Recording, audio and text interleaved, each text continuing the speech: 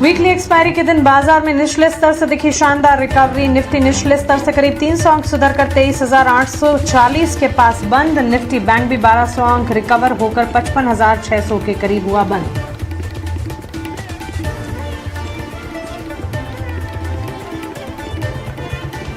कमजोर global sentiment से PSU banks की तेजी पर लगा break. SBI, PNB, bank of India आधे से 2% फिसले। प्राइवेट बैंक पर भी दबाव। एचडीएफसी बैंक, इंडसइंड और कोटक 1 से 2% लुढ़के।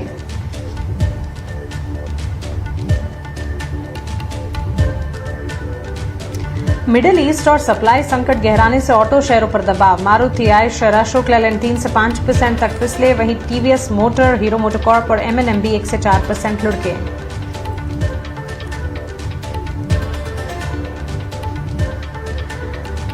दिल्ली सरकार की ईवी पॉलिसी ड्राफ्ट के ऐलान से अतुल ऑटो के शेयर में रफ्तार। शेयर 12% भागा। ड्राफ्ट में अगले साल से सिर्फ EV3 व्हीकल और 2028 से केवल इलेक्ट्रिक 2 व्हीलर के रजिस्ट्रेशन की बात।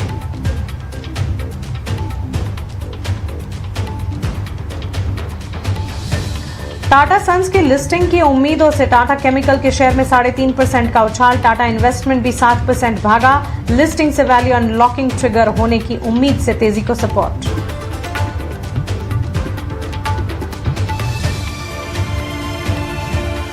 सब्सिडी के खिलाफ फ्रांस अथॉरिटीज की जांच शुरू होने से ज्योति सीएनसी का शेयर 15% टूटा। ड्यूअल यूज मशीनरी के एक्सपोर्ट को लेकर क्यूरॉन ग्राफेनस्टेडिन के कुछ स्टाफ से पूछताछ।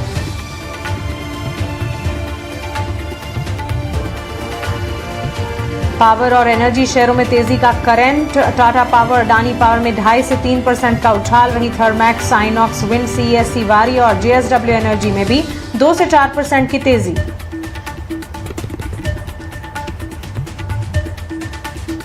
महाराष्ट्र सरकार से बड़ा ऑर्डर मिलने से एनविरो इंफ्रा का शेयर 16% भागा। स्वच्छ महाराष्ट्र मिशन के लिए कंपनी को 587 करोड़ के ऑर्डर्स मिले।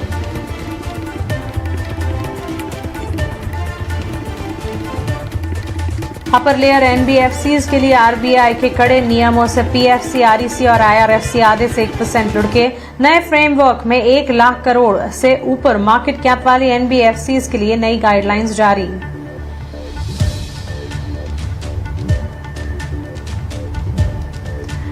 नतीजों के लिहाज से ये हफ्ता काफी अहम। इस हफ्ते 42 कंपनियों के नतीजे। Wipro, HDFC life, HDFC bank और आईसीआईसीआई बैंक के नतीजों पर रहेगी नजर।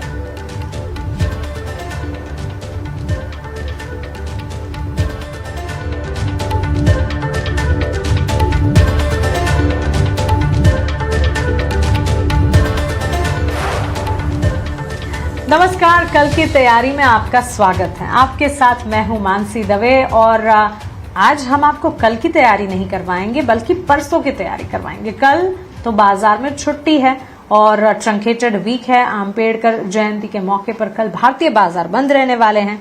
तो यहां से आने वाले सेशन की यानी कि परसों की तैयारी आपके आज के सत्र में हम कराएंगे। और उससे ठीक पहले आपको बता देते हैं कि लास्ट ट्रेडिंग सेशन आखिर कैसा रहा। अच्छा कहेंगे। सेशन में बाजार ने काफी चैलेंजेस भी फेस किए, बावजूद इसके रिकवरी दिखाई और इसीलिए सेशन को कॉम्प्लीमेंट देना चाहिए। लास्ट ट्रेडिंग सेशन की अगर मैं बात करूं तो दिन की शुरुआत जो है कमजोर हुई। ग्लोबल अनिश्चितताएं, वॉर सिचुएशन पर वापस से बातचीत ना बनना, ये सारे ट्रिगर पॉइंट्स थे जो कि बाजार को परेशान कर रहे थे। और इन सब के बीच में वीकली एक्सपायरी का दिन भी था। लेकिन सेकेंड हाफ में बाजार में एक शानदार रिकवरी आई। कच्चे तेल में उबाल, लेकिन वो उबाल भी थमता हुआ दिखा और मार्केट ने रिकवरी अटेम्प्ट की और उस अटेम्प्ट में कामयाबी भी हाथ लगी।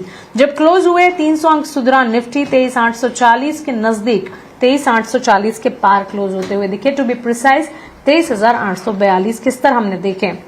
बैंक निफ्टी 1250 अंक रिकवर होकर 55,600 के लेवल्स देख रहा था। सेक्टर वाइज बाजार में एक्शन टुवर्ड्स डाउनसाइड ज्यादा था, लेकिन energy sector, real estate sector और फार्मा सेक्टर ने कमान संभाली थी। इसके सामने बाकी सारे सेक्टर्स में गिरावट थी। लेकिन स्टॉक वाइज न्यूज ढेर सारी थी और उन तमाम न्यूज पर रिएक्ट कर रहे थे मार्केट्स। नतीजों का सिलसिला चल पड़ा है और क्वार्टरली अपडेट्स जहां जहां आ रहे थे उन अपडेट्स पर भी मार्केट में इंपैक्ट नजर आ रहा था। तो भरपूर एक्शन था बाजार में चैलेंजेस की कमी नहीं थी, बावजूद इसके प्रदर्शन अच्छा रहा। यहां से आगे वाला सेशन कैसा रहेगा, चलिए ये समझने की कोशिश करते हैं। और ये समझाने के लिए हमारे पास बाजार के 2 एक्सपर्ट्स जुड़ गए हैं। हरीश जुजारे हमारे साथ, head of research Prithvi Finmart private limited से, और नंदीश शाह हमारे साथ AVP PCG research and advisory wealth से, Motilal Oswal financial services limited से भी एक्सपर्ट जुड़ेंगे। इन तमाम से बातचीत हम करेंगे। और जेंटलमैन, आपका स्वागत है। हरीश जी, नंदीश जी, बहुत स्वागत है आपका रीचना और स्वदेश पर अपना समय हमें देने के लिए आपका शुक्रिया। शुरुआत हरीश जी आपसे करना चाहूंगी। कैसे देखा आपने लास्ट ट्रेडिंग सेशन को, सेंटिमेंट्स कैसे नजर आए, और यहां से आगे का ट्रेडिंग सेशन कैसा देख रहे हैं आप? मानसी जी, बिल्कुल देखिए, आज एक गैप डाउन ओपनिंग था जैसे, लेकिन वहां से एक शानदार रिकवरी भी देखने मिला मार्केट्स में। निफ्टी का ना ऑलमोस्ट 300 पॉइंट का रिकवरी देखने मिला था इंट्राडे लेवल्स पे। तो निफ्टी के लिए देखा जाए तो 23,900 से लेकर 24,000 के आसपास थोड़ा बहुत रेजिस्टेंस है। मैं लगातार देख रहे कि दो तीन दिनों से उसी के आसपास से प्रॉफिट बुकिंग नजर आ रहा है। तो हो सकता है कि थोड़ा बहुत वॉलेटाइल मूव्स देखने मिल सकते हैं। बिल्कुल कल के दिन छुट्टी रहेगा मार्केट्स के लिए और मार्केट्स क्लोज रहेंगे। तो हाउएवर इट्स बहुत अभी भी डिफिकल्ट है कि मार्केट में परसों के दिन कैसे खुल सकता है, क्योंकि अभी भी ग्लोबल सिनेरियोस में वॉलेटाइल मूव्स देखने मिल सकते हैं। अभी भी वहां पे यूएस ईरान में कोई भी अभी भी जो वॉर का स्थिति है अभी भी बरकरार है। तो यहाँ इस लेवल पे मुझे लग रहा है कि थोड़ा एंटिसिपेट करना परसों के दिन ओपनिंग कैसे रहेगी थोड़ा मुश्किल है। अगर ओवरऑल सेटअप की बात करते हैं तो मुझे लग रहा है कि 24,000 के आसपास थोड़ा रेजिस्टेंस देखने मिल रहा है। मुझे लग रहा है कि इस लेवल से थोड़ा बहुत प्रॉफिट बुकिंग एंटिसिपेट कर सकते हैं। सपोर्ट की बात करते हैं 23,700 और 23,500 के पास इमीडिएट सपोर्ट देखने मिल रहे हैं निफ्टी के लिए। तो हाउएवर अगर मार्केट्स में जो भी है, अगर डिप मिलता है या परसों के दिन एक नीचे के ओपन होता है, तो मुझे लग रहा है कि बाइंग के लिए मौके बन सकते हैं, क्योंकि जिस तरीके से हमने मार्केट में सेटअप और मोमेंटम देखने मिल रहा है, बहुत सारे स्टॉक्स में देखा है तो नीचे लेवल से रिकवरी देखने मिल रहा है। तो उसके चलते मुझे लग रहा है कि यहाँ से डिप आए तो भी मुझे लग रहा है कि एक बेटर अपॉर्चुनिटी रहेगा बाइंग के लिए।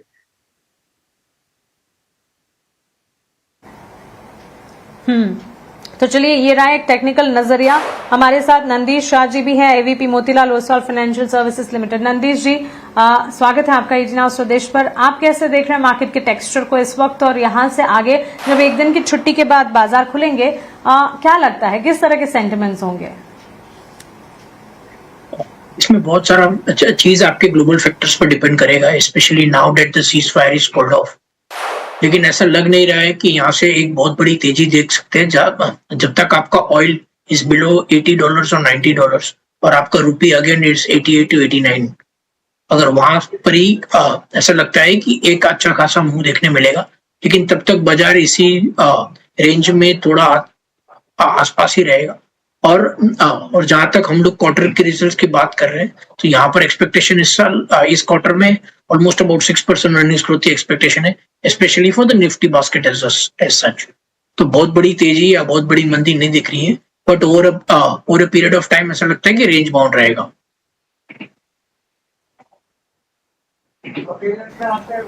एब्सोल्युटली। तो चलिए, एक फंडामेंटल नजरिया इस वक्त हमें मिलता हुआ बाजार पर, और टेक्निकल टेक भी। लेकिन चलिए, अब सवाल जवाब का सिलसिला शुरू करते हैं। सवाल पूछने का तरीका आप जानते हैं। आपकी टीवी स्क्रीन पर हमारे contact details, social media handles लगातार फ्लैश होंगे। बाजार से जुड़े अपने सवाल पूछें। पूरी कोशिश करूंगी इस बुलेटिन में आपके सवालों को शामिल कर पाऊं। नीचे लेवल से इस महीने में प्रॉफिट देखने मिल रहा है, तो मुझे लग रहा है कि यहाँ पे एक बहुत शार्प मूव है। शॉर्ट टर्म में हो सकता है कि थोड़ा बहुत प्रॉफिट बुकिंग मिले और देखने मिले।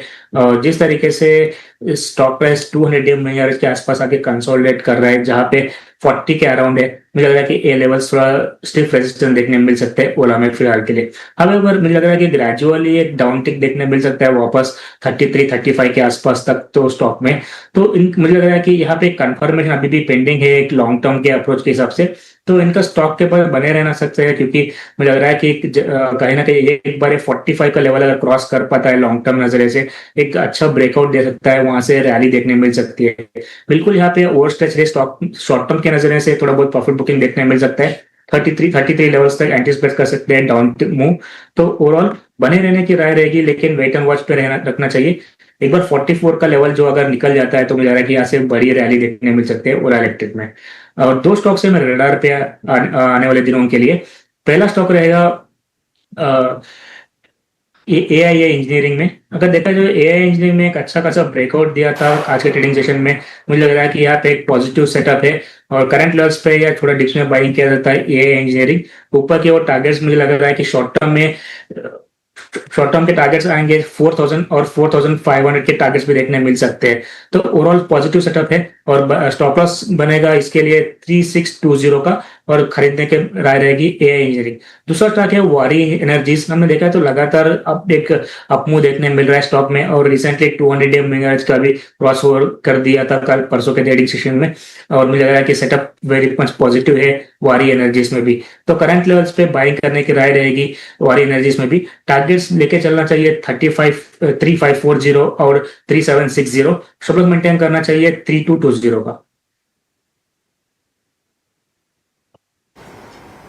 ओके, AIA इंजीनियरिंग और वारी एनर्जीज 3760 के टारगेट्स वारी एनर्जीज में काफी जबरदस्त प्रदर्शन, और ये स्टॉक लगातार तेजी की दौड़ पकड़ता हुआ लास्ट सेशन में भी ये पूरे सेगमेंट में अच्छा एक्शन था, और हमारे एक्सपर्ट्स के लगातार फोकस रेडार पर फंडामेंटल एंड टेक्निकल कन्विक्शन। आनंदीश जी, आप बताइए आपकी तरफ से VIP शेयर्स कौन से होंगे? LT फूड्स रिकमेंड करना चाहेंगे, और LT फूड्स में हमारा टारगेट 500 रुपए का है। और यहाँ पर अगर मैं बात करता हूँ कि जो अभी करंटली जो हमारे US टैरिफ के साथ जो अभी डील हुआ है, उसमें हम लोग का 10% का रेट आया है as compared to Pakistan which is the second largest basmati. तो उनके लिए 19% है, तो डायरेक्ट एडवांटेज LT फूड्स को होगा। और over a period of time LT foods ने काफी अच्छे से कॉस्ट स्ट्रक्चरिंग किया हुआ है, और working capital is quite under control. तो उसके वजह से यहाँ पर कम से कम 18% अर्निंग्स ग्रोथ होना चाहिए फॉर नेक्स्ट 3 years। तो हमारा LT foods is our pick.